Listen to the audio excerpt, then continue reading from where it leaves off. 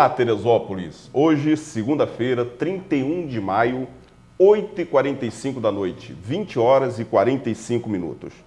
Hoje é o nosso segundo programa ao vivo. Anote esse telefone, 2742-0206. Esse é o telefone aqui da Diário TV e através desse número você consegue falar direto aqui com a gente.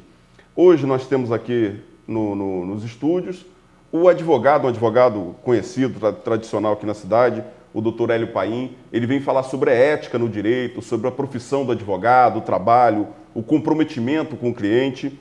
E se você tiver algum questionamento durante o programa, ligue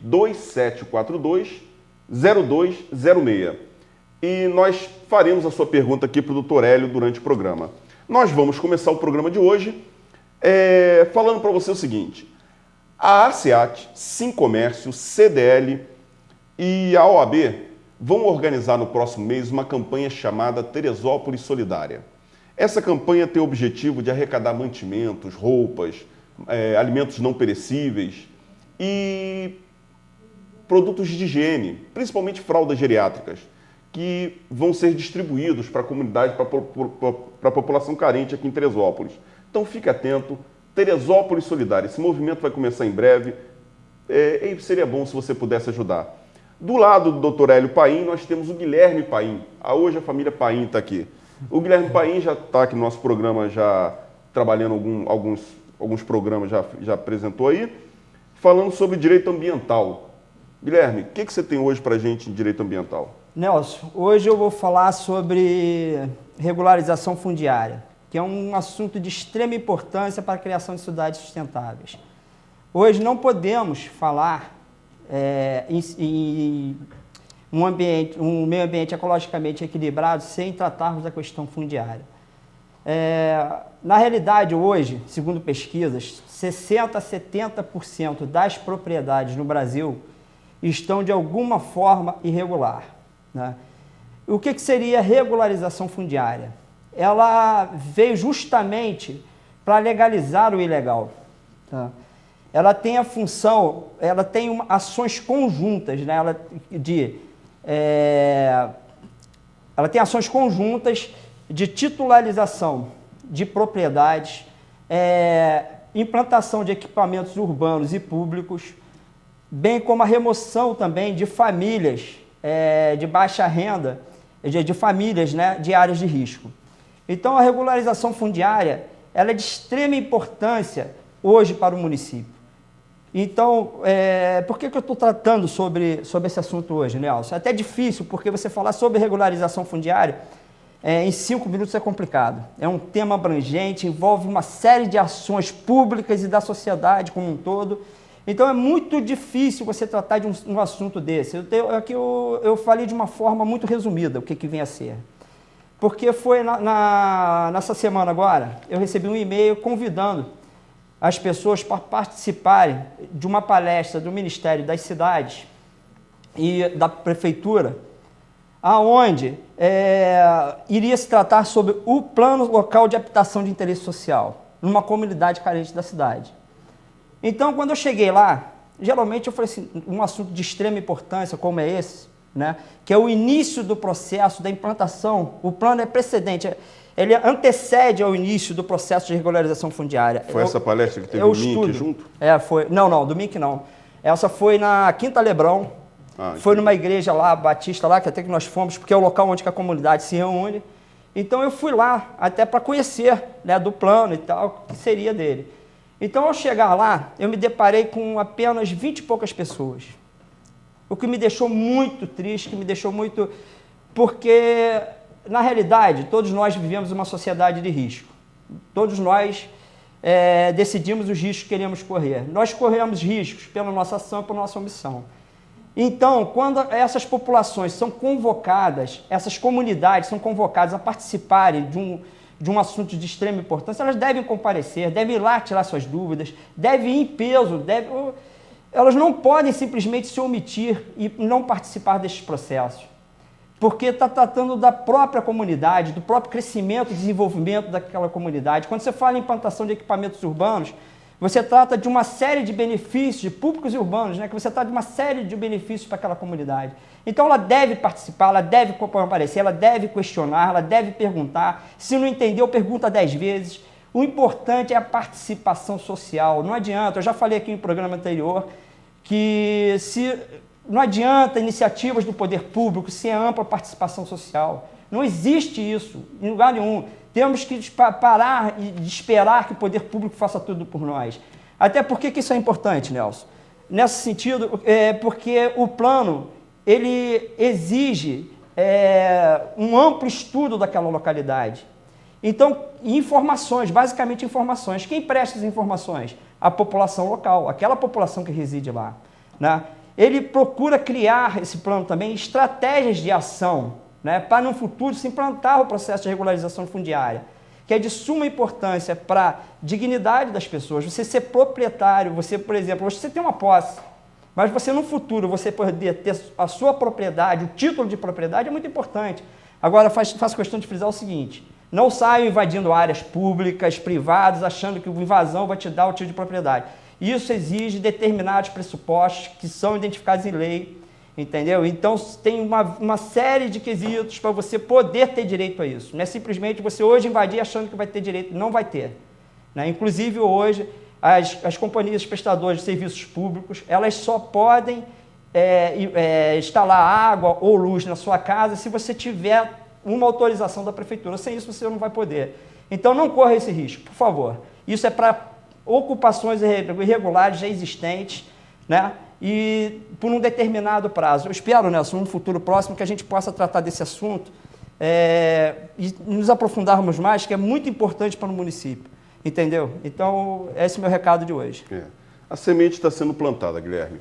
Na verdade, a 13ª subseção da OAB, em parceria com a Diário TV, está abrindo uma porta para o advogado teresopolitano, que é o programa OAB em Foco. A gente tem que saber aproveitar as oportunidades na vida. Eu já falei diversas vezes, eu não sou jornalista, a gente está tentando fazer um trabalho, começando, aprendendo junto aqui na televisão. O Jefferson, o doutor Jefferson, que é o presidente da 13ª subseção, na semana passada brincou comigo, porque todo programa eu tenho comentado, eu estou fazendo um tratamento, né, um tratamento dentário, eu tive que passar por uma cirurgia e tal. Aqui mandar um abraço para os meus dentistas, eu estou com 4 dentistas diferentes, Guilherme. Doutor Mauro Felga, doutora Adriana Felga, o doutor Rogério Melo e o Alexandre Soares, que é até meu primo. E eu tenho tido dificuldade em falar durante o programa. E agora, com o programa sendo ao vivo, está um pouquinho mais difícil, porque eu tenho que coadunar o meu raciocínio com um pouquinho de dor que eu estou sentindo hoje no palato. Então, peço desculpa ao telespectador. Já falei diversas vezes, eu não sou profissional da área, a gente está tentando aprender junto aqui com vocês. Hoje, novamente, o programa ao vivo, hoje, segunda-feira, dia 31 de maio de 2010, são 8 horas e 53 minutos da noite, 20 horas e 53 minutos.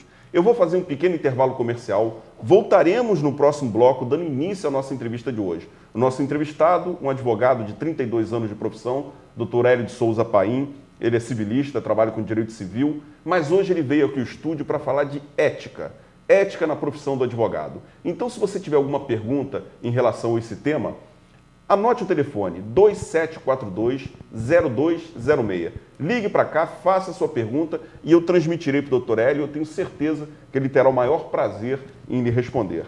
Faremos um pequeno intervalo comercial e eu volto em seguida. Fique com a gente.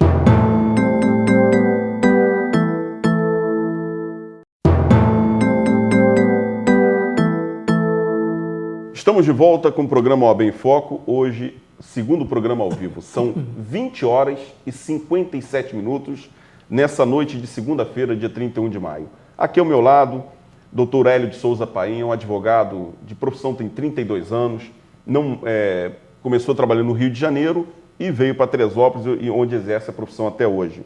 Dr. Hélio, é um prazer imenso tê-lo aqui. O Dr. Jefferson fez esse convite ao senhor, né, que o senhor viesse aqui falar sobre ética. Então, é um prazer tê-lo aqui. Muito boa noite aos que nos estão assistindo. E é com muita satisfação que eu aceitei esse convite, e numa hora muito precisa, já que nós temos na cidade uma faculdade de Direito. Então, o tema é oportuno. Com também certeza. a razão do número de advogados novos na cidade. Com certeza. Anote o telefone, 2742-0206. Se você, ao longo do programa, tiver algum questionamento, alguma pergunta, é só ligar que eu passo a sua pergunta para o doutor Hélio. Doutor Hélio, o senhor já começou falando aí do curso de Direito que existe na FESO. Eu vou pedir para o senhor primeiro fazer um histórico da evolução do direito, contar para a gente, para o advogado mais recente. Eu sou recente, eu tenho 6 anos de formado, já falei isso, quase todo programa eu repito isso. Diz para a gente aí, doutor Hélio, como era o direito em Teresópolis há um tempo atrás e como está hoje com esse curso de Direito na FESO? Bom, e para fazer um retrocesso há 30 anos,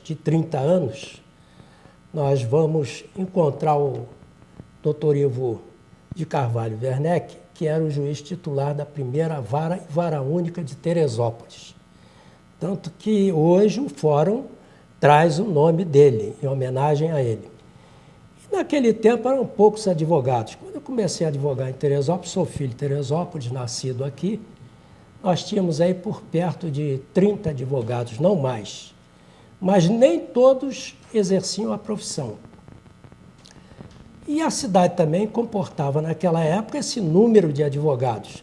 Vamos relembrar o nome de alguns deles aí. Hoje, desses advogados antigos, tem o Boides, que é um advogado antigo, o Ciro Lima é um advogado da época, e eu acho o Renato Rebelo é o mais antigo, que acho que hoje já nem exerce mais a profissão, e não me recordo de outro, não. Doutor Sócrates? Doutor Sócrates também, que não foi presidente da ordem, numa época muito difícil mesmo.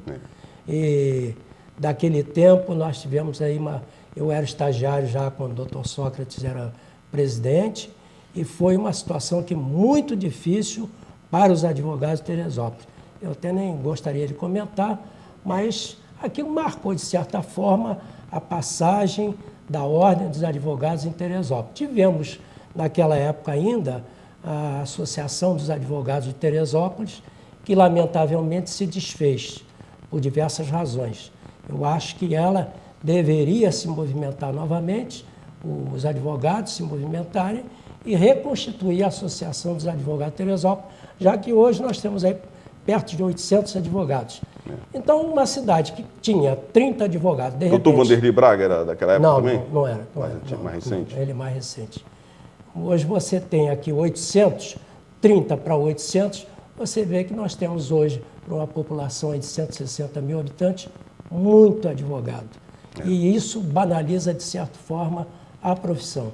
A profissão de advogado, no meu entender, ela vai sendo banalizada já há algum tempo, com o advento de diversas faculdades aqui, faculdades ali, e em boa hora a Ordem dos Advogados resolveu então impor esse exame de ordem, que é para disciplinar, uma vez até que muitas faculdades eles colocavam na praça profissionais sem competência nenhuma. Algumas foram fechadas, outras, infelizmente, ainda subsistem por aí, mas compete à Ordem dos Advogados, então, disciplinar, através desse exame, o ingresso para que estes advogados que realmente venham a exercer a profissão, eles, no mínimo, observem não só um respeito a si próprios como profissionais, mas em razão também da ordem que eles representam, do conselho que eles representam muitas vezes, o conselho da ordem, e o exercício da profissão no trato com os seus clientes.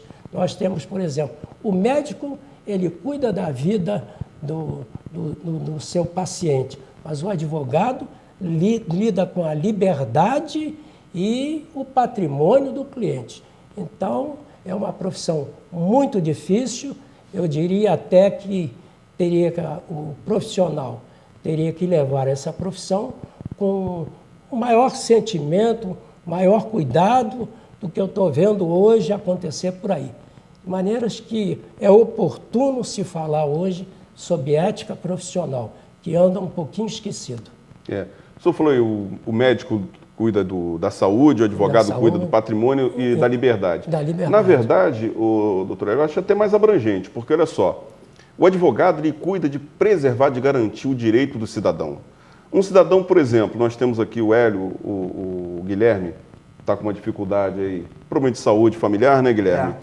E o médico tentando fazer o tratamento, mas ele teve que se valer do direito, da justiça, para buscar garantir o tratamento de saúde de um familiar seu. Então, o direito, na verdade, o advogado, ele participa em todos os âmbitos da vida de uma pessoa. Seja para garantir o direito de ir e vir, seja para garantir, infelizmente, a prestação de um tratamento de saúde que deveria ser constitucional e que não é observado, infelizmente. Eu entendo até para se garantir contra o próprio abuso do Estado, né? A Constituição ela tem esse direito. O direito é amplo, a função principal de garantir os direitos fundamentais contra o abuso do próprio Estado, e é uma função do advogado que às vezes esquece disso também. Então, só novamente, 2742-0206. Se você tiver algum questionamento para participar com a gente, pode ligar. Então, voltando ao raciocínio.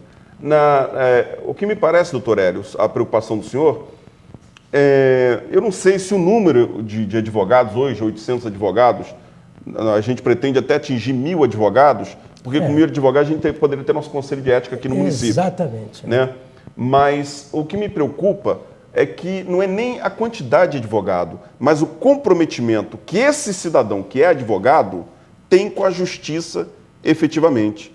Porque o que acontece? O grande receio é nós vermos grandes grupos criminosos, entendeu? Estou falando de criminoso mesmo, que financia jovens no curso de Direito para que depois de formado eles se transformem em advogados do crime. É verdade. Entendeu?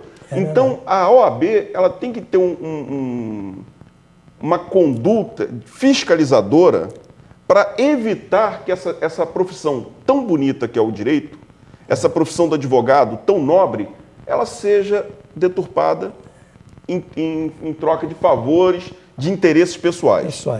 Não é isso, doutor Hélio? Eu falei alguma... Não, é verdade. Esse fato acontece, é conhecido, né? Mas isso, felizmente, não acontece só nas grandes capitais. No Rio e São Paulo, esse fato está sendo constatado. Mas é uma coisa difícil da ordem apurar e realmente chegar a uma conclusão. Esse fato está vindo dali. O que ocorre na realidade é que o mal profissional, geralmente já começa no início da profissão a se mostrar. É aí que se corta o mal. Mas o que você vai fazer? Você tem um conselho de ética no Rio de Janeiro. Antigamente, o conselho de ética era em Teresópolis. Eram julgados aqui. Depois, com a nova administração, passou lá para baixo, constituiu-se o conselho de ética lá embaixo. Segundo eu sei, só no conselho de ética lá no Rio de Janeiro nós temos mais de 10.000 processos, né, contra advogados. Quer dizer, o volume é muito grande. Quem participa desses conselhos de ética, uma conhecida até estava comentando comigo, olha, eles querem que eu aprecie 80 processos por semana. Isso é impossível, é impossível. Quer dizer, e até o próprio volume torna difícil essa apreciação. Aí o que acontece? Esse advogado que vai reiteradamente cometendo infrações, se ele não é punido de imediato, ele vai continuar até um dia que o Conselho de Ética possa apreciar aquele processo e julgá-lo. Mas, normalmente, aqui em Teresópolis, nós temos poucos casos, que é do meu conhecimento, né? Poucos casos. Mas, em razão desses poucos casos, a gente tem que tomar cuidados, né, para que a coisa não se avolume, porque a quantidade sempre traz um defeito na qualidade. A quantidade sempre traz um prejuízo, porque você veja, por exemplo, eu quando fui tirar a minha carteira, que ainda era provisória, coisa que nem existe mais, o advogado ele tinha a carteirinha de estagiário e depois ele tirava a provisória, um cartãozinho, um papelão. Naquele tempo nós tínhamos que ter apresentar um atestado de boa conduta da Polícia Federal. Hoje não se pede nada disso. Hoje, você vê advogado, às vezes... Eu vou ler só um artigo aqui para você ver como a coisa anda. Eu vou comentar sobre o que está se passando, só para dar um entendimento. Um deles, o advogado deve evitar o aviltamento de valores dos serviços profissionais, não os fixando de forma irrisória. Esse é um artigo que eu vou comentar. O outro artigo que eu vou comentar trata-se sanções disciplinares. Inclui-se na conduta incompatível prática reiterada de jogo de azar não autorizado por lei, incontinência pública e escandalosa, embriaguez ou toxicomania habituais. Quer dizer, a pessoa, o advogado, ele tem que ter um comportamento perante a sociedade de pessoa ilibada. Quer dizer, ele não pode estar se expondo. Quando a gente vê um advogado que é suspenso por determinada falta e ele persiste naquela falta, ou um advogado, por exemplo, que tem uma conduta sentenciada por um crime e sofre uma penalização, e no meu entender, ele já não pode mais advogar, ele já está proibido de exercer a profissão. Ah, mas dir-se-ia, e aí ele cumpriu a pena? Sim, mas a conduta ilibada ele já não tem mais. Então, eu estou citando exemplo, não estou dizendo que o fato tenha ocorrido. Então, eu comento o Código de Ética como ele é muito restritivo na conduta do profissional, uma vez que ele lida com a liberdade da pessoa, o patrimônio da pessoa. Então, tem que ser um profissional de conduta ilibada. Acho que deu para perceber mais ou menos, né? Sim. Agora, sobre o outro artigo que eu comentei aqui, deve evitar aviltamento de valores dos serviços profissionais. Bom, nós temos a Defensoria Pública. Quando a pessoa não pode pagar, deve ir à Defensoria Pública. Se o advogado sente que a pessoa não pode pagar, o melhor que ele faz é, como sentimento humano, de prestar o seu serviço profissional àquela pessoa que não pode pagar, mas não receber dele quantias pequeniníssimas, R$10, R$20. Isso avilta a profissão.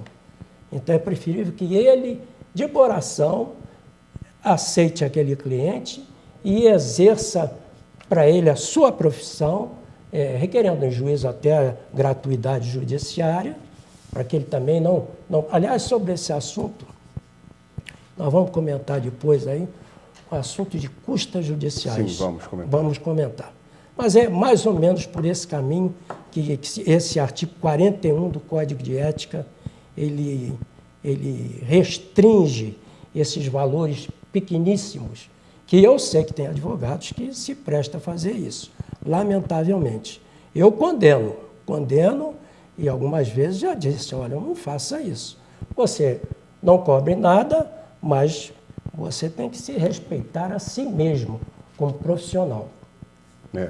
É uma situação polêmica, um tema polêmico, ética, a gente falar sobre conduta do advogado, nós que somos advogados. Então, eu vou novamente repetir o número do telefone aqui, 2742-0206. Se você tem qualquer dúvida em relação à ética da profissão do advogado, ligue para nós estamos ao vivo, são 9h12, segunda-feira, 31 de maio. O programa OAB em Foco, a partir de semana passada, está sendo transmitido ao vivo, toda segunda-feira, dos estúdios da Diário TV, telefone 2742-0206. Se você tem alguma dúvida, algum questionamento, ligue agora para a gente, faça a sua pergunta, que o doutor Hélio Paim, com certeza, vai ter o maior prazer em responder. Eu, na verdade, doutor Hélio, eu fico um pouco preso, porque, como eu já falei, manifestei aqui nos bastidores, enquanto apresentador do programa OAB em Foco, eu não posso emitir minha opinião pessoal.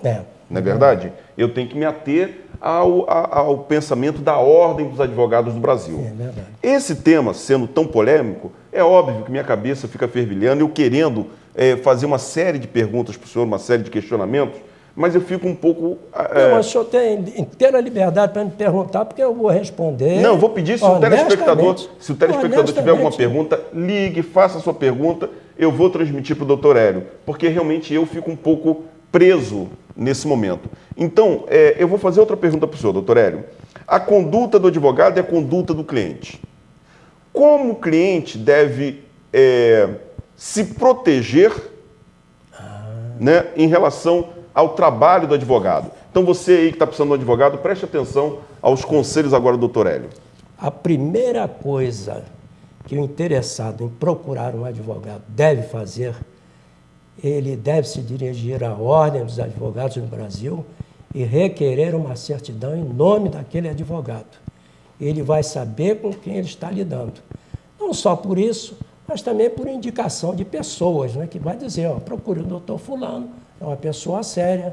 E o advogado, ele, no exercício da sua profissão, ele já mostra o que ele é, a sua conduta na vida profissional, ele já mostra o que ele é.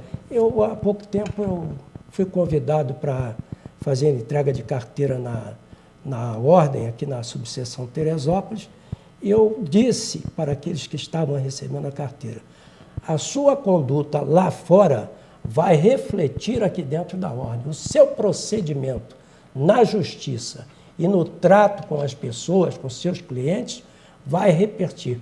Você é o espelho da nossa Ordem. Você deve proceder de forma em honrar a carteira que você está recebendo. Então, qualquer pessoa, qualquer um, quer contratar um advogado, dirija-se lá na Ordem, senhorita Arriete, me faz a gentileza, eu queria saber quem é esse advogado, vai pagar lá R$15, não sei quanto, mas vai saber certamente quem é aquele profissional. E esse é um cuidado que deve ter. Então, o segundo cuidado... primeiro ponto, só para repetir, primeiro ponto, só para ficar bem claro, a Ordem dos Advogados do Brasil, que o doutor Hélio está falando, deixa bem claro.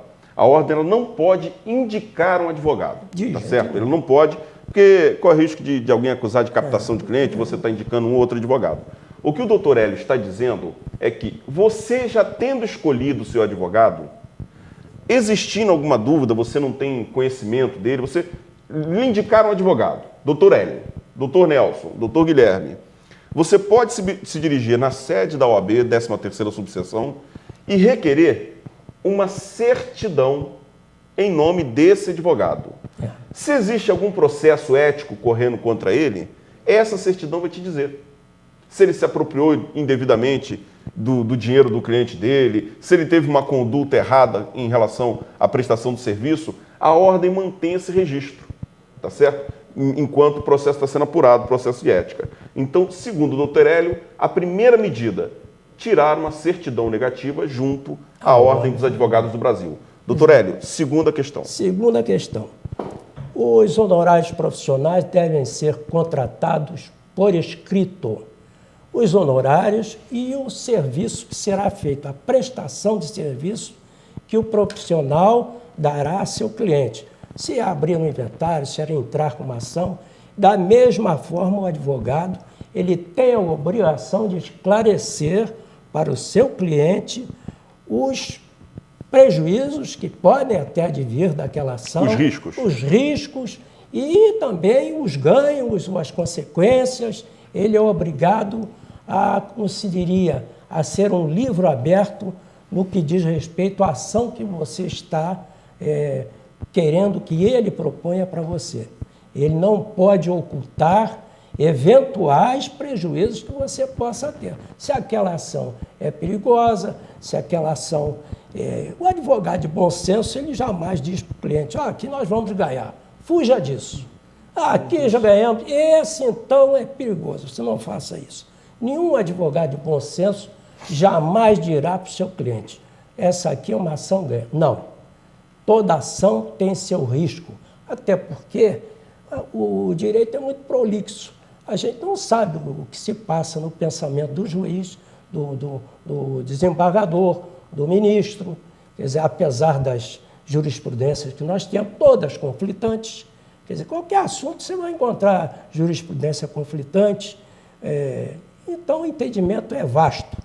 Então, o segundo cuidado, contrato e, certamente, pedir ao advogado que explique a situação e os riscos daquela ação. Então, vamos lá. Segunda medida, segundo o doutor Hélio. Resumindo, primeiro, você tem o direito, a possibilidade de requerer uma certidão em nome do advogado que você pretende contratar. Feito isso, resolveu contratar aquele advogado. O nosso Código de Ética determina que o advogado deve elaborar um contrato de prestação de serviço. Neste contrato deve estar claro o motivo pelo qual você, cliente, o contratou. Tá certo? Nós dizemos que o direito à prestação de serviço do advogado é uma obrigação de meio, não é uma obrigação de fim. Ou seja, o que significa isso? O advogado ele nunca pode se comprometer a lhe trazer um determinado resultado, dizer, nós vamos ganhar. O advogado ele só pode se comprometer a se empenhar de todas as formas possíveis e técnicas para lhe trazer o melhor resultado dentro do direito que você apresentou. Então esse contrato tem que ser claro. E dentro desse contrato, ele tem que colocar o valor que ele está cobrando pela prestação desse serviço, que pode ser uma taxa de sucesso. O que seria a taxa de sucesso? Ele vai lhe prestar o serviço em troca de um percentual de um possível valor que você venha a ser contemplado no trânsito em julgado da sua causa. 30%. Você ganhou R$1.000, R$300 ficaria para o advogado. Vou pedir licença para o doutor Hélio e vou explicar mais uma coisinha, que é comum eu ver essa pergunta. Existe uma outra verba que o advogado ganha e que às vezes se confunde, o cliente se confunde. Comentar. O senhor quer comentar? Quero. A taxa de sucumbência? Quero. Pois não. A taxa de sucumbência. Voltando ao contrato. O contrato tem que ser claro, o valor dos honorários que o cliente vai pagar ao advogado, a forma de pagamento, tá? E a sucumbência. O que é a sucumbência? No final da ação, lá na sentença, o juiz vai condenar o perdedor, né, a pagar honorários de advogado, honorários de sucumbência, 10% sobre o valor da causa, 20%. Essa sucumbência, ela é polêmica. Eu entendo, pela minha experiência, que a sucumbência é do advogado. É do advogado porque é um prêmio dele pelo trabalho que ele exerceu, pelo bom trabalho que ele exerceu. Eu, por exemplo, tenho honorários aí de 15 anos atrás. Inacreditável, mas eu estou querendo receber. Mas tenho honorários de sucumbência. Então, isso até incentiva o advogado a buscar realmente o direito do seu cliente. Eu acho que tolher o advogado dessa verba é um risco muito grande, porque muitas vezes ele cobra honorários menores até com vistas a uma sucumbência melhor. E isso ocorre com frequência. Às vezes eu cobro honorários contratuais de X reais, mas antevendo que a sucumbência, e evidentemente eu não vou dizer isso para o cliente, mas eu já estou antevendo que eu posso obter um resultado melhor lá na frente. Então isso tem que ficar bem claro. No meu entender, sucumbência é do advogado. Eu vou pactuar com o senhor em relação a isso. Antes eu vou dizer o seguinte, meu amigo Wagner Ventura do Vale Paraíso, deve ser o Wagner Liuca, ali da Prime. Da Prime. Deve ser o Wagner, meu amigo Wagner, ligou agora dando os parabéns para o programa. Wagner, um abraço para você, obrigado por estar assistindo a gente. E você que está assistindo também, vou repetir o telefone, 2742-0206. Ligue para a gente, faça a sua pergunta. Nosso programa está ao vivo, são 9 horas e 22 minutos da noite, 21 horas e 22 minutos, nessa segunda-feira, 31 de maio. Só para concluir aqui, doutor Hélio, o honorário de sucumbência. Na verdade, o honorário de sucumbência ocorre em sede recursal, né? Então vamos lá, só para repetir. Você contratou advogado, fez o seu contrato de trabalho, prestação de serviço, ele colocou ali que vai lhe cobrar um valor X fixo ou uma taxa de sucesso. Esse valor que ele está lhe cobrando, quem vai pagar é você, cliente, ganhando ação, se for a taxa de sucesso, ou, se for o valor fixo, você vai pagar do seu próprio bolso. No entanto, o direito garante uma outra verba que nós chamamos aqui, o doutor Ed está falando, que chama-se honorários de sucumbência. O que são esses honorários? Que é comum o cliente achar que esse honorário também é dele, do cliente. Não, é isso que eu vou deixar claro. Quando você contrata o advogado, ele lhe cobra um valor, que pode ser um valor fixo ou percentual do valor que você vai ganhar. Tá certo? O juiz prolatou a sentença. Prolatada a sentença, a parte que não gostou daquela decisão impetra o recurso. Aí o seu advogado vai ter que novamente falar nesse recurso, dar seguimento àquela ação. Nesse momento, ele passa a ter direito à verba de sucumbência, a parte que ganhar, tá certo? O que seria a verba de sucumbência? O juiz vai determinar a seu critério mais um percentual a ser pago ao advogado pela parte derrotada, tá certo? Nós chamamos de honorário de sucumbência. Então, se você está lá com o seu advogado e ele recebe aquela verba de honorário de sucumbência, não pense que ele está pegando o seu dinheiro, não é isso, tá certo? É o que o doutor Hélio já tentou explicar aqui. Aliás, o senhor quer falar alguma coisa? Quero. Aliás, a Lei 8.906 era muito clara. No artigo 23, ele diz: honorários incluídos na condenação por arbitramento ou sucumbência pertencem ao advogado, Sim. tendo este direito autônomo. Agora, só consertando um pouquinho do que você me permitindo. Vai lá, claro. Os honorários de sucumbência, eles são fixados na sentença de primeira instância. Sim. Apreciada a causa, o juiz, afinal, condena e tal a parte perdedora lá a pagar custas, honorários de sucumbência de tanto por cento ou de tantos reais. Sim. Então, em havendo recurso, o tribunal pode diminuir essa verba, pode tirar essa verba e pode até aumentar essa verba, Sim, como eu já vi, né? Pode até dobrar essa verba.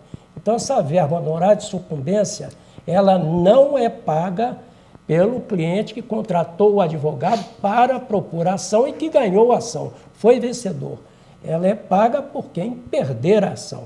Esse, então, vai se ver mais tarde ou amigavelmente numa ação executória. Sim, então, resumindo. Posso fazer um complemento? Claro, Hélio. Que é importante lembrar o advogado que ele tem que fazer o pedido na inicial, né? Se ele não pedir... Seu advogado sabe. Não, mas geralmente tem muitas pessoas que esquecem na hora, no final, não foi condenado. Mas se não fizer, ele tem que voltar para os bancos escolares. Não, mas tem muita gente que esquece, né? Inicialmente. Aí você vai perdoar. Então, resumindo. Algumas petições... Honorários que você paga é uma coisa. Honorário de sucumbência, quem paga não é você, cliente que contratou. É a parte que perdeu, a parte derrotada. Eu acho que esse tema já está até esgotado, né, doutor? Não, podemos passar... Ainda tem um pedacinho aí que chama-se a compensação. Quando o juiz diz assim, honorários por compensação, eu tenho certeza que tem muito advogado que não sabe o que é isso. Honorário por compensação, se depara que é isso. Que é isso? Para que nenhum vai pagar. Compensou um com o outro. Nenhum dos dois vai pagar.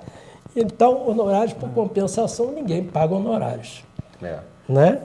São 9 horas e 27 minutos, 21 horas e 27 minutos da noite de segunda-feira, dia 31 de maio. Se você tem alguma pergunta, olha que eu estou saindo para um pequeno intervalo comercial, preste atenção, anota esse telefone, 2742-0206.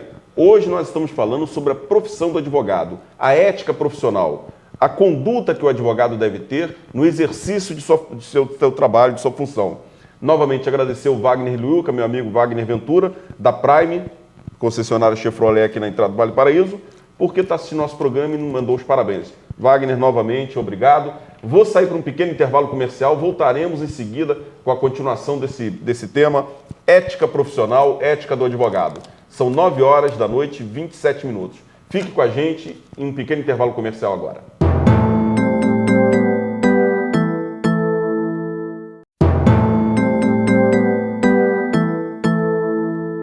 Estamos de volta com o programa OAB em Foco, 9 horas 30 minutos dessa segunda-feira, 31 de maio de 2010, 21 horas 30 minutos.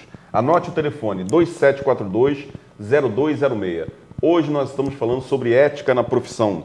Aqui ao meu lado, o doutor Hélio Paim, advogado há 32 anos, está respondendo sobre ética na profissão do advogado. Então, se você tem alguma pergunta em relação ao comportamento, a como deve se comportar o advogado, alguma dúvida em relação ao seu vínculo de trabalho com o advogado, ligue para a gente, 2742-0206. Eu tenho aqui participação aqui de mais um telespectador, eu acho que é o meu amigo Gilson Moura, ali do bairro da Tijuca. Gilson, um abraço para você, para a Patrícia. Gilson é quase que meu irmão, tá certo? É uma pessoa que eu tenho um carinho tremendo. Eu acho que foi ele que ligou, então se for você, Gilson, um grande abraço para você. O Gilson tem duas perguntas para o senhor, doutor Hélio. A primeira pergunta é o seguinte: como se calcula os honorários que o advogado vai cobrar? Existe alguma regra para o advogado? Como é que é feito isso? Ô Gilson, existe uma tabela de honorários formulada pela Ordem dos Advogados, só que essa tabela ela é muito irrisória. E eu ignoro essa tabela, acho ela muito baixa. Agora, tudo leva em função da causa. Você, por exemplo, se você tem uma causa e você está oferindo aí 20 mil reais, eu acho que 20%, 15% sobre o valor da causa são honorários bons. Eu diria que bons, 3 mil reais, mais ou menos nesse patamar, 15%, 20%, né? Eu não gosto de exceder os 20%, a não ser quando em casos excepcionais, mas você tem que levar sempre em consideração, isso eu falo quando a pessoa contrata honorários, e esse contrato deve especificar isso, se o advogado vai exercer o seu munus, a sua profissão até o primeiro grau ou até o segundo, ou onde for necessário. Porque muitas vezes a pessoa procura o advogado, propõe a causa e o advogado cobra depois, olha, nós ganhamos ou perdemos e eu vou ter que recorrer, vou cobrar aqui à parte os honorários de apelação ou de outro recurso qualquer. Então, por isso o contrato de honorários. O contrato deve especificar até onde aquele contrato vai valer, se em primeira instância, se aqui em Teresópolis ou no Rio de Janeiro, isso tem que ser muito claro. Então, na questão de percentual, aí é que vai funcionar 20% ou 15% sobre o valor que você pretende. No caso dos inventários, a coisa já se complica um pouquinho mais. Normalmente, os advogados cobram de 5% a 10% sobre o valor real do patrimônio, mas sempre tomando em conta que, por exemplo, um inventário, hoje muito raro, né? Mas, por exemplo, de um patrimônio aí de 20 milhões, o advogado naturalmente vai reduzir esses 5% para 3% em razão do valor excessivo, muito alto, né, do patrimônio. Mas, normalmente, 15% a 20% sobre o valor da causa e, no caso de inventários, de 5% a 10% sobre o valor do patrimônio. Lembrando, Gilson, que esse é o valor base que o doutor Hélio está dizendo aqui. Normalmente, em Teresópolis, a gente cobra 30% em taxa de sucesso lá no escritório, a média 30% sobre taxa de sucesso. E vou justificar por que esses 30%. Vamos voltar ao raciocínio aqui, só para você, telespectador. Imagina o lado do advogado. Ele vai e não lhe cobra nenhum valor fixo. Ele vai cobrar uma taxa de sucesso. Nós estamos falando daquele valor que ele só vai receber caso você venha ganhar a ação. Então vamos imaginar que você esteja pleiteando aí um valor indenizatório de 10 mil reais. Vamos tomar esse cálculo.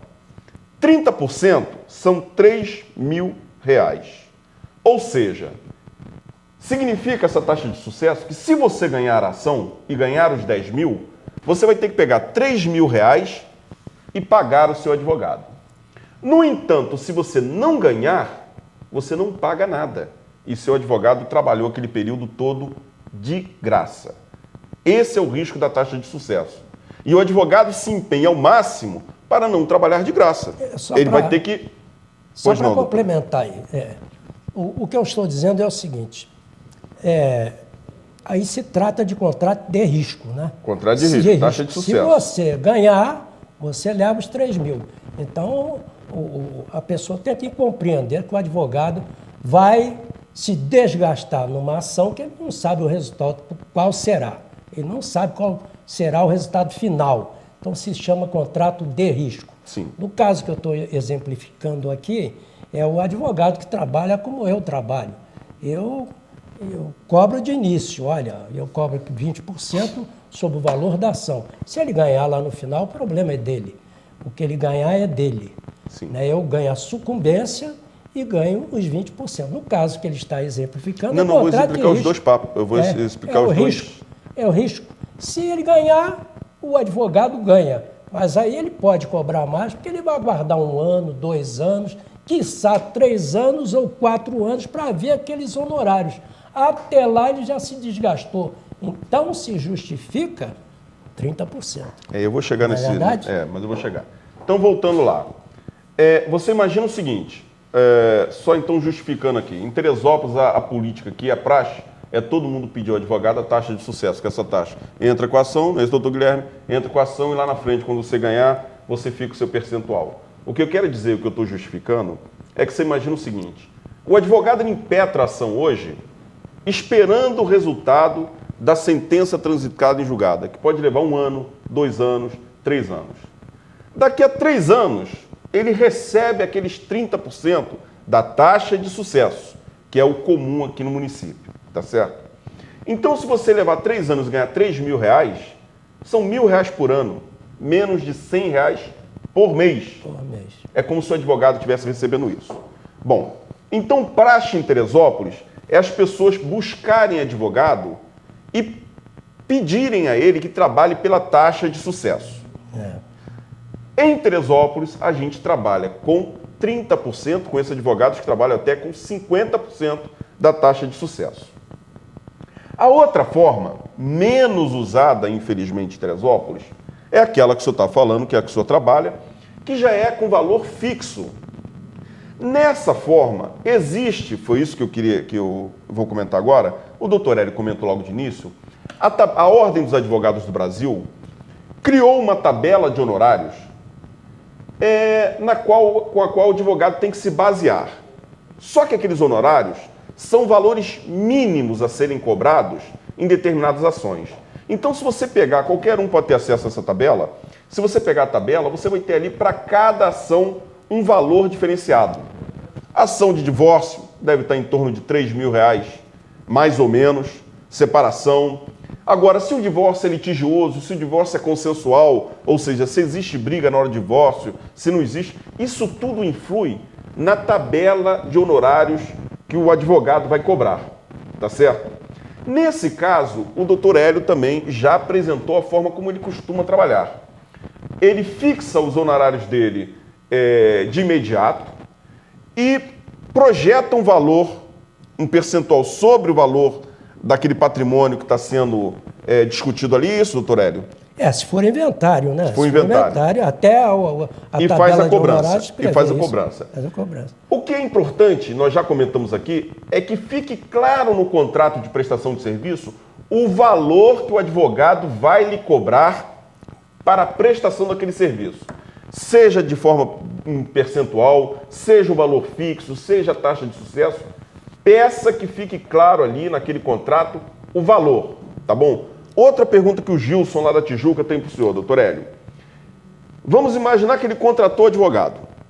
No curso do processo, acontece algum problema entre ele, cliente, e o advogado, e ele fica insatisfeito com a prestação de serviço. Tá certo? Ele pode trocar de advogado no curso do processo? Como ele faz para trocar esse advogado? E esse advogado tem direito a receber algum valor pelo serviço prestado? Com o senhor, doutor Hélio. Consertando São mais 3 perguntas. Mais um bocadinho. No caso dos honorários contratados, também a gente parcela esse pagamento também. Porque hoje a vida está muito difícil, né? E No meu caso, por exemplo, que eu fixo honorários, então, R$2.000, R$3.000, a gente tem que parcelar e isso consta do contrato, a forma de pagamento. No caso do Gilson, a pergunta do Gilson, ô Gilson, até marido e mulher, quando não quer, você sabe, separa, né? Muito mais um profissional, advogado, com o seu cliente. Se o cliente não está satisfeito, ele deve pedir ao seu advogado uma carta de desistência. A lei hoje, quando instituiu esse novo Código de Ética, ele falhou um bocadinho. O Código antigo ele era um pouquinho mais preciso, e eu adoto isso. Eu acho que quando a parte me procura, ele primeiro tem que trazer essa carta de desistência do colega, o cliente vai lá, fulano, eu não estou satisfeito com o seu trabalho, eu gostaria que você desistisse da ação. Ele dá uma carta de desistência. Por que da carta de desistência? Se você deixou aquele colega, deixou aqui o doutor Guilherme veio me procurar, veio com essa carta de desistência, eu devo entender que o doutor Guilherme está quites com você e que você não deve nada a ele. Eu peço a quitação, carta de desistência com quitação. Por quê? Suponhamos que o advogado que você contratou já está trabalhando para você há 1 ano, então ele não vai receber nada. Ninguém trabalha de graça. Então, por essa razão, eu peço na carta de desistência que está quites com honorários. E você tem que acertar na proporção daquilo que ele já fez, né? Se ele trabalhou 1 ano, 2 anos, ele não pode sair de mão abanando. E se constar no contrato uma prestação mensal, até aquele ponto ele já recebeu. Então, você não está vinculado ad eterno, a vida toda, com o seu advogado. Você pode rescindir o contrato com esse advogado a qualquer momento, mas você terá que levar para o outro advogado a carta de desistência e você peça que nela conste que você não deve honorários a esse advogado. Eu acho que está explicado, bem explicado. Eu acho que sim. Nós temos aqui nosso amigo Rivaldo Alves, Rivaldo Automóveis, está lhe mandando os parabéns, doutor Hélio. Meu amigo Rivaldo, boa noite, Rivaldo. Rivaldo Automóveis, ali no final da reta ali. Obrigado, Rivaldo, por estar assistindo nosso programa. Doutor Hélio, deixa eu só agora fazer outra pergunta, completando aqui a pergunta do Gilson. Tem um outro documento que causa grande polêmica na relação advogado-cliente, que é a procuração. Nós temos uma procuração genérica, é comum o advogado ter em escritório, aquela procuração que dá pleno poderes para tudo, receber, transigir, acordar, discordar. E hoje em dia, o conhecimento da população está começando a combater esse tipo de procuração, o que eu, particularmente, acho corretíssimo. Apesar de ser advogado, eu acho que para cada cliente tem que ter uma procuração específica. Confere poderes para trabalhar nessa ação, para fazer isso, para fazer aquilo, e eu abomino essa procuração genérica. Mas é uma opinião minha, pessoal, tá certo? Como funciona essa procuração? Qual o seu entendimento em relação à procuração, doutor? Bom, isso, se nós voltarmos ao passado, você tem que, em princípio, ter que advogado é confiança, assim como o médico. Você procura um médico que você tem confiança nele. Você não vai procurar um qualquer, você vai procurar um indivíduo que você tem confiança. Antigamente, nós tínhamos realmente, o cliente nos procurava, já elaborávamos uma procuração, já com todos os poderes, para facilitar para todos os requerimentos que fossem necessários. Não só para recorrer, né? Isso, toda a procuração tem que ter, recorrer. Sim. Recorrer, contestar, recorrer. Agora, existem umas certas cláusulas que elas realmente, nos dias de hoje, elas têm que ser restritivas. Tem que ser muito restritivo. Quais são essas cláusulas? Por exemplo, poderes para receber, dar quitação, passar recibo, dar quitação, receber mandado de levantamento. Isso é da relação do seu cliente com o seu advogado. Se você confia nele, você dá esses poderes a ele, vai resolver tudo para você. Agora, se você achar que você quer estar presente na hora do acordo e receber, é um direito seu. Então, você não concorda que na procuração tenha poderes para o advogado receber, passar recibo da quitação, receber mandado de levantamento. É um direito do advogado, até porque, às vezes, ele está lá na expectativa de que você receba e pague a ele. Não é? Mas se você quiser que o mandado saia em seu nome, não há como o advogado se negar. Mas eu não aconselho a fazer isso, não. Partindo do princípio que advogado é confiança. E se você não tem confiança, meu amigo, procura outro. Mas eu acho que tolher um advogado, no caso aí, se ele está pretendendo levantar, requerer ao juiz que levante um pedido de levantamento de honorários, por exemplo, nesses casos aí, aí no juizado especial ocorre muito isso. No juizado especial, o advogado requer um mandado de levantamento, vai lá no Banco do Brasil, recebe o dinheiro e presta contas a seu cliente. Se você não tem confiança no seu advogado, você diz, olha, eu não quero que conste essa cláusula, é um direito seu. Eu quero receber, eu quero estar presente na hora do acordo, eu quero receber. Se bem que isso vai demonstrar na sua relação com o seu advogado um ato de desconfiança, mas é um direito seu. Um conselho que eu dou, na verdade, minha especialidade é contratos, tá certo? Eu digo que a gente é o seguinte, contrato é feito hoje que nós somos amigos, para que no futuro a gente não fique inimigo. É verdade. Tá certo? Então o que a gente faz? Hoje que a gente é amigo, vamos sentar e vamos definir as regras do nosso jogo, tá bom? Então você senta com o seu advogado e diz, olha, na hora de fazer acordo, eu confio em você, advogado, e eu autorizo você a fazer o acordo. Ótimo, vai constar na procuração. Não, eu não quero que você faça o acordo. Eu quero estar presente na hora do acordo. Então isso vai constar também nesse contrato. Na hora de receber, existe uma vantagem técnica para o advogado receber.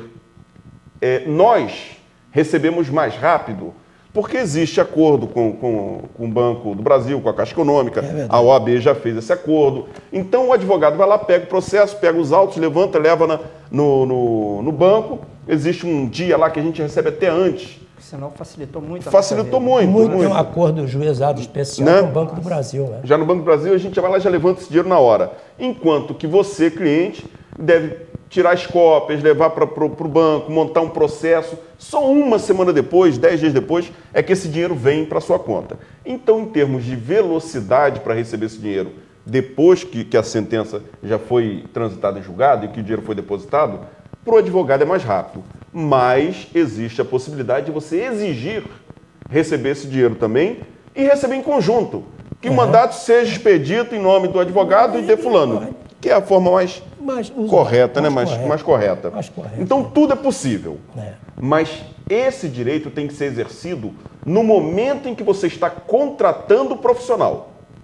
Não adianta depois você querer bater boca, que eu falei dessa forma, eu falei daquela forma, entendeu? Então, no momento que você vai contratar, sente e defina as regras do contrato. Esse seria o conselho. A Lígia, nós temos aqui outra telespectadora, a dona Lígia, eu não sei, ela me parece que ela é daqui da Várzea, me parece que ela já participou na semana passada. Então, dona Lígia, muito obrigado pela sua participação. Ela tem uma pergunta para o senhor, doutor Hélio. É uma pergunta até polêmica também, dentro do meio da advocacia. O advogado pode fazer propaganda em rádio, em TV, em jornal? Como é que funciona a propaganda do advogado? Antes de eu responder, eu vou dizer 2742-0206. 2742-0206. Nós estamos ao vivo, são 9 horas e 50 minutos da noite de segunda-feira, 31 de maio. E o programa OAB em Foco, toda segunda-feira, está indo ao ar ao vivo. Pode ligar para a gente e fazer sua pergunta. 2742-0206. Doutor Hélio, advogado pode fazer propaganda? E depois dessa resposta nós vamos fazer um pequeno intervalo comercial. Vai lá. Dona Lígia, em termos, sim, em termos adequados. O que o advogado não pode fazer? Ele não pode fazer propaganda espalhafatosa. Ele pode botar uma placa no seu escritório, lá de fora, dizendo advogado, causas cíveis, criminais, etc., obrigatoriamente, o número da OAB tem que constar. O que o advogado não pode fazer? O advogado não pode se anunciar em conjunto com outras firmas, corretores de imóveis, administradores de empresa. Isso é vedado, não pode. A senhora vê aí na rua, aqui em Teresópolis, isso acontece de muito. Escritório de contabilidade, advogado, não pode. O advogado não pode se anunciar com outro profissional. Não pode fazer propaganda espalhafatosa. Ele pode simplesmente ir para a rádio, não pode. Ele não pode ir para a rádio. Fulano de tal, advogado, causa... Não pode. Ele não pode fazer isso. Ele não pode anunciar espalhafatosamente. Ele pode botar um anúnciozinho, fulano de tal, advogado, causas cíveis e criminais, OAB, a plaquinha lá na porta, num jornal, quando não muito, um cantinho lá, assim mesmo, com ressalvas. Eu acho que respondi assim. E não pode prometer milagres, não sei se não pode prometer milagre, não pode... Isso é crime, não pode. Tá, ele é vedado. Você vê muito em propagandas em jornais do Rio, você bota lá... Mas muito. Você tem direito, você quer receber do INSS, até 92... No Rio de Janeiro, vê-se muito. Se você tem um inventário, não tem dinheiro para prosseguir no inventário, abrir seu inventário, nós resolvemos cuidado com esses anúncios. Todo anúncio, como toda profissão, a gente tem que ter sempre as cautelas. Olha só, são 9 horas e 51 minutos, 21 horas e 51 minutos. Eu vou perguntar para a produção aqui, para o Bruno, se eu posso ir direto, eu não vou nem fazer intervalo comercial. Então eu vou direto até às 10 horas, presta atenção. Hoje o programa vai até às 22 horas, eu tenho que terminar às 22. E vou direto tocar. Eu vou pedir a gentileza, nós tivemos um telespectador, Sandro Sabino. Eu tenho um Sandro Sabino aqui em Teresópolis, que é advogado, não sei se é você, Sandro, que está fazendo essa pergunta. Eu vou pedir a gentileza, liga novamente aqui para a gente, 2742-0206, e refaça a sua pergunta, porque o rapaz da produção, na hora que me passou, eu não deu para entender direito a sua dúvida.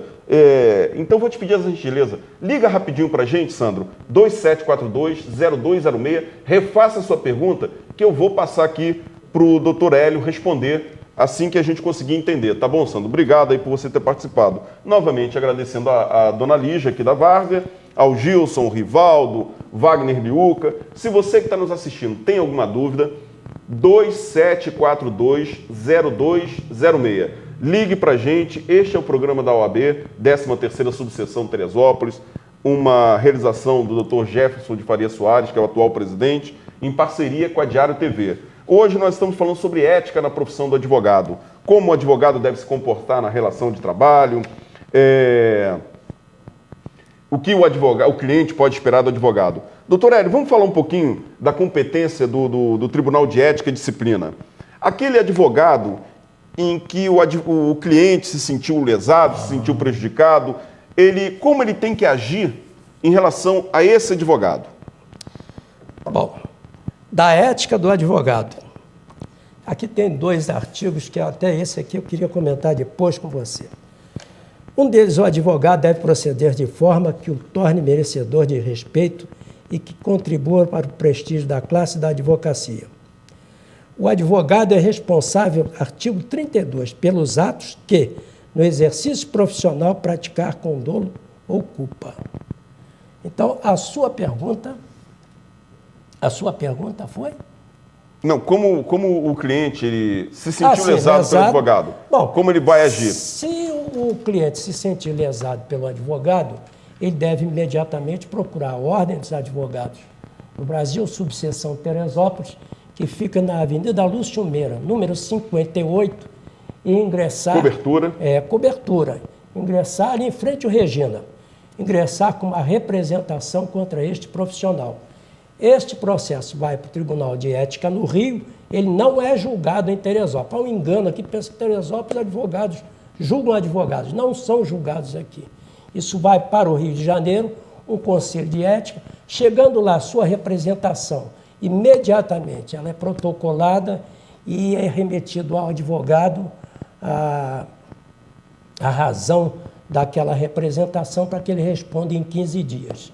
Este processo será apreciado pelo tribunal, que pode advertir o advogado, suspender por prazo, 15 dias, 1 mês, 2 meses, 3 meses, e cancelar a inscrição. Que, lamentavelmente, muitas vezes ocorrem. No caso dessas punições da ordem aos seus profissionais, quando o ofício chega aqui em Teresópolis, o povo não toma conhecimento, a não ser aqueles que vão lá na Justiça do Trabalho. O juiz na Justiça do Trabalho costuma botar lá no átrio as punições que chegam no nome do advogado. Então, aqueles que leem lá, por isso a razão da certidão da ordem quando o cliente quer contratar um advogado. Se ele está suspenso por algum motivo, muitas vezes até o motivo não tem nada a ver com desonestidade. Pode ter outro motivo, por exemplo, falta de urbanidade no tratamento com os juízes, né, com as autoridades públicas, porque o advogado tem que se comportar. Ele nunca, desse aqui no artigo 31, parágrafo 2º, nenhum receio de desagradar a magistrado ou qualquer autoridade, nem de incorrer em impopularidade, deve deter o advogado no exercício da profissão. Mas isso tem limite. Se a pessoa não se respeita, se eu começo a desrespeitar a autoridade, eu começo a me desrespeitar também. Então, se eu, como profissional, graças a Deus, nesses 32 anos, nunca tive problema com o juiz, nunca tive problema com autoridade nenhuma, graças a Deus, até hoje, quando eu vou ao tribunal, até faço algumas visitas de juízes que hoje são desembargadores, estão lá no órgão especial, foram meus professores. Então, o trato do advogado com a autoridade não é que ele deva sair agredindo A ou B, não. Se ele não está satisfeito, o advogado tem os recursos, tem a forma de escrever sem ofender a quem quer que seja. E hoje, infelizmente, a gente às vezes depara com certas coisas que eu fico pensando, bom, meu tempo não tinha disso, agora eu estou vendo essas coisas. Mas eu acho que está bem respondido. Está bem respondido. Está bem respondido. Doutor Hélio, infelizmente são 9 horas e 57 minutos, 21 horas e 57 minutos, segunda-feira, 31 de maio. Este é o segundo programa da OAB que está sendo transmitido ao vivo. Durante a semana nós teremos reprise. Então fique atento, porque só pode ligar para cá na segunda-feira, que é a hora em que o programa está sendo transmitido ao vivo.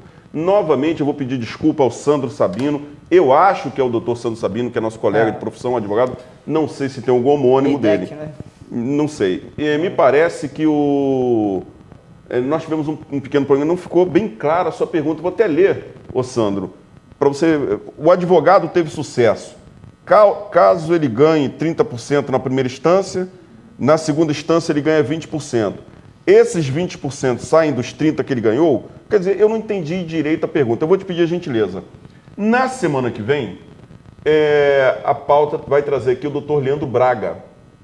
E, independente do tema que o doutor Leandro vai falar, se você quiser que a gente responda essa pergunta no ar, se for o doutor, eu estou achando isso tempo que o doutor Sandro é advogado, não sei, deve ser outro Sandro Sabino. Mas faça essa pergunta novamente, eu faço na segunda-feira que vem e a gente lhe traz a resposta. Infelizmente, eu tenho que terminar o programa, faltam 2 minutinhos. Doutor Hélio, eu tenho que pedir que o senhor seja rápido, só lhe agradecer imensamente, porque a gente, para poder reprisar o programa, a gente grava e o CD com 1h30 ele termina. Então, eu tenho que terminar às 10 horas, falta 1 minutinho. Doutor Hélio, muito obrigado. E palavras finais. Palavras finais. Bom, palavras finais, eu vou lamentar pela famosa taxa judiciária, que isso azucrina a vida de todo mundo. As custas judiciais hoje na justiça são muito caras, muito caras. A justiça, com isso, vai elitizando a forma de ingresso de pessoas. Então, essa taxa judiciária que foi criada para construir o tribunal no Rio de Janeiro, ela continua existindo 2% sobre o valor da causa. Eu acho que a OAB tinha que levantar uma bandeira para acabar com essa taxa judiciária, que é muito cara e realmente dá no bolso de quem tenta ingressar na justiça. E quanto ao nosso amigo aqui, meu amigo, pelo que eu estou entendendo aqui, o advogado está cobrando 2 vezes, não pode. Ele cobra uma vez só. 20 mais 30 não existe. Ou é 30 ou é 20. Não pode haver 2 taxas. Não, foi um erro na produção, a gente com certeza não foi pergunta. Então, refaça a pergunta, por favor. São 10 horas, eu preciso que o senhor se despeça para a gente poder encerrar. Boa noite a vocês, muito obrigado pela oportunidade. E quem tiver alguma dúvida pode se dirigir à ordem, e a ordem certamente, através do nosso presidente, ou eu mesmo, qualquer advogado, vai sinceramente instruir qualquer pessoa a respeito de qualquer dúvida.